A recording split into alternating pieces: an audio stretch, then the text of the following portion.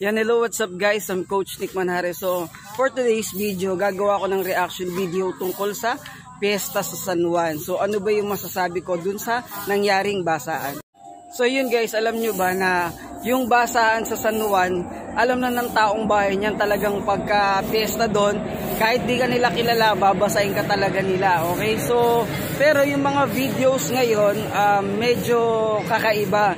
Kasi, di ba, yung sa bagay, ginagawa na nila dati yun, yung binabasa yung mga pasahero ng jeep, yung inaalog yung jeep, yung ganon. Tapos, eto, sikat na sikat ngayon si Boy Dila or si Lex Castro. Ayan, so shout out sa iyo bro, sikat na sikat ka na ngayon.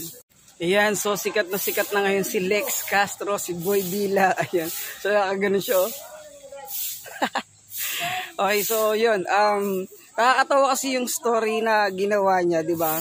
Babarilin niya yung Grab driver yata. Basta yung yung delivery rider. So tinanong niya kung pwedeng basahin, sabi nung delivery rider hindi. Kaso nga peste daw siya or makulit, binasa niya pa rin. Tapos ang ganda talaga nung pagka-picture sa kanya dun sa pang-asar, yung pangungulit niya dun sa Piyesta ng San Juan. Okay? Pero guys, iba-iba kasi yung mga video. Meron naman akong nakita binasa nung bata, ng minor yung lalaki. Tapos, parang rider din siya eh. Tapos, sinugod yung bata. Tapos, parang hindi ko alam kung sinapok o tinulak siya dun sa, nung mas mga malalaki rin na kasama nung bata.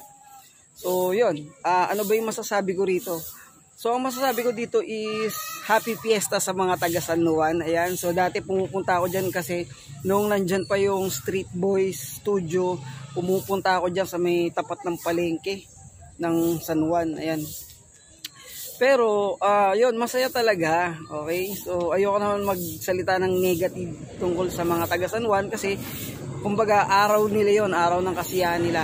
Pero, dun sa mga, dun sa iilan na talagang medyo nakaperwisyo, kasi meron ding nabasa yung laptop eh.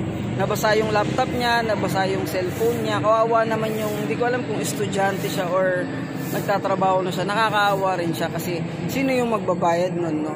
So yun, medyo talagang issue yun ngayon kasi meron at meron ding mga naperwisyo dun sa piyesta. So yun, yung napanood ko nga parang ine-encourage na mag-file ng reklamo yung mga naperwisyo nitong piyesta.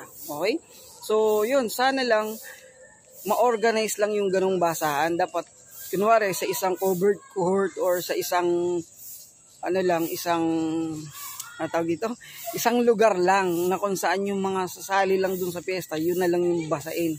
Huwag naman damay ng iba kasi paano naman yung iba na parang dumadaan lang, magtatrabaho lang, di ba? Tapos nabasa. Paano sila magtatrabaho, di ba? Or kung nasira yung gadget nila, kawawa rin naman. So yun, sana ma-i-organize lang ng maayos yung Piyesta ng San Juan. Okay, muli, Happy Fiesta sa inyong lahat. At yun, ito yung aking reaction video.